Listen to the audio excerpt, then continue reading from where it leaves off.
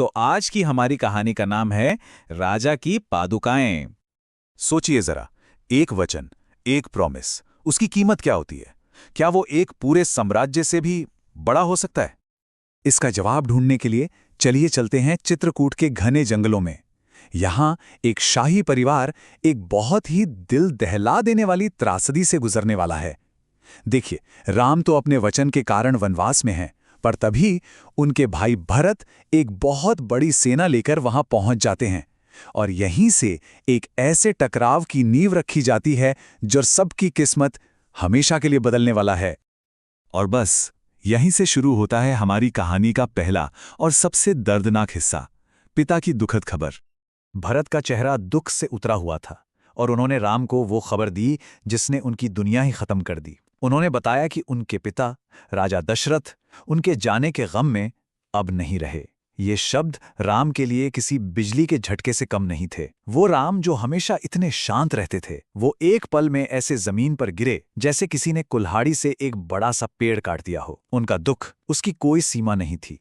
इसके बाद मंदाकिनी नदी के किनारे चारों भाई दुख की इस घड़ी में एक साथ खड़े थे, अपने पिता का अंतिम संस्कार करने के लिए। राम का दिल तो इस बोझ से दबा जा रहा था कि वो अपने पिता के आखिरी पलों में उनके पास नहीं थे। कांपते हुए हाथों से उन्होंने अपने पिता की आत्मा की शांति के लिए जल चढ़ाया। और यहीं पर वो एक बहुत जरूरी रस्म निभाते हैं जिसे कहते हैं पिंडदानम। ये, जैसा कि हम जानते हैं, एक ऐसा अनुष्ठान है जिसमें गुजर चुके लोगों की आत्मा के लिए चावल या खाने की दूसरी चीजों का भोग लगाया जाता है। पर सबसे ज्यादा दिल को छूने वाली बात क्या थी पता है? वो भोग कितना साधारण था। सोचिए, एक चक्रवर्ती सम्राट जिन्होंने अपनी पूरी जिंदगी शानो शौकत में गुजारी, और उनके लिए भोग था जंगली इंगुदी फल और बेरों का एक मामूली सा पेस्ट। एक वनवासी बेटा अपने पिता को बस यही दे सकता था। कहाँ राजा दशरथ की वो शाही जिंदगी और कहाँ राम का ये सीधा सादा तपस्वी जीवन। ये फर्क बहुत गहरा था। अब कहानी एक बहुत ही अहम मोड़ लेती है। भरत, जो दुख और अपने फर्ज के बीच फंसे हुए हैं, वो राम के सामने एक बहुत ही भावुक गुजारिश रखते हैं। आंखों में आंसू भरे भरत राम से मिन्नतें करने लगते हैं। वो कहते हैं, भैया, ये राज आपका है, मेरा नहीं। मैं तो अभी बहुत छोटा हूं, मुझे राजकाज का कोई अनुभव नहीं है। जैसे एक गधा कभी घोड़े की चाल नहीं चल सकता, वैसे ही मैं आपके रास्ते पर नहीं चल सकता। पिताजी तो दुख में थे, उनकी उस भूल को आप सुधारिए, लौट चलिए और अपना राजपाट संभालिए।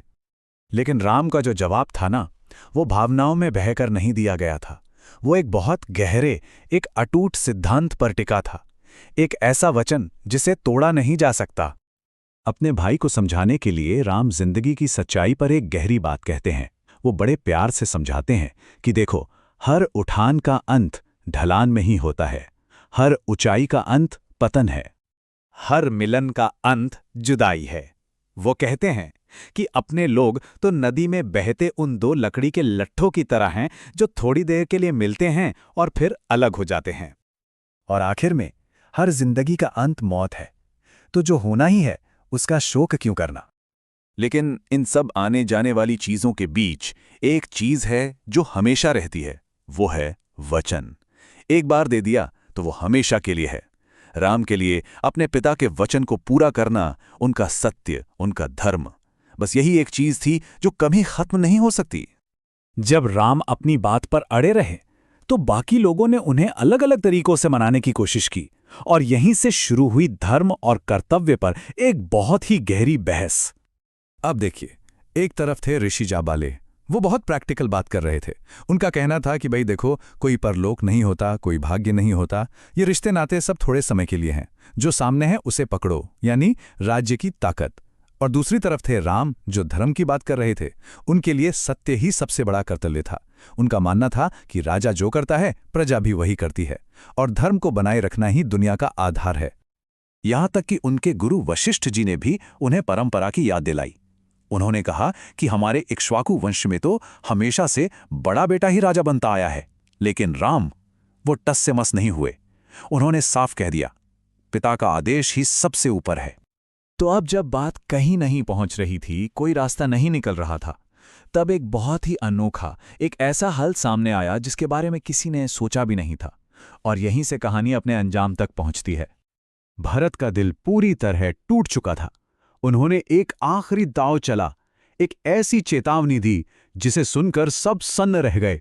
उन्होंने कहा, अगर आप 14 साल बाद वापस नहीं आए तो मैं आग में कूदकर अपनी जान दे दूंगा। तब भरत एक ऐसा कमाल का रास्ता निकालते हैं जिसमें भाई का प्यार भी है जाए और कर्तव्य भी। राम सोने की बनी एक जोड़ी खड़ाओं पर पैर रखते हैं, फिर वो उन पवित्र पादुकाओं को अपने भाई को दे देते हैं, और भरत उन्हें ही राजा का असली प्रतीक मानकर स्वीकार कर लेते हैं, मानो खुद राजा ही मिल गए हों। मतलब अब अयोध्या के सिंहासन पर कोई इंसान नहीं बैठेगा, बल्कि एक वचन बैठेगा, एक सिद्धांत। ये इस बात का प्रतीक था कि राजपाट जो चलेगा वो राम के अधिकार और सत्य के रास्ते पर ही चलेगा। जब भरत अयोध्या लौटे तो उन्हें वो शहर पहचान में ही नहीं आया। वो चमक दमक, वो रौनक सब गायब थी। ऐसा लग रहा था जैसे आसमान से कोई तारा टूटकर जमीन पर आ गिरा हो। जो राजधानी कभी हंसती खेलती थी वो अब अपने राजा के जाने के गम में उदास और वीरान पड़ी थी। भरत ने पूरे 14 साल पास के गांव से राजकाज चलाया, एक प्रतिनिधि बनकर। वो कभी शहर के ऐशो आराम में नहीं गए, बस अपने भाई के लौटने का इंतजार करते रहे। लेकिन सवाल ये है कि उधर दंडकारण्य के घने और खतरनाक जंगलों में राम का कौन सा नया इम्तिहान इंतजार कर रहा था। खैर, ये कहानी तो आगे भी जारी रहेगी। अगर आपको ये प्रस्तुति अच्छी लगी, अगर इसने आपको कुछ सोचने पर मजबूर किया, तो इसे लाइक और शेयर जरूर करें। और हाँ, कमेंट्स में हमें बताइए कि इस कहानी पर आपके क्या विचार हैं और आप आगे कौन सी कहानियों को इसी तरह समझना चाहेंगे। और हाँ, इस सीरीज का अगला हिस्सा देखने के लिए सब्सक्राइब करना तो बिल्कुल मत भूलिएगा।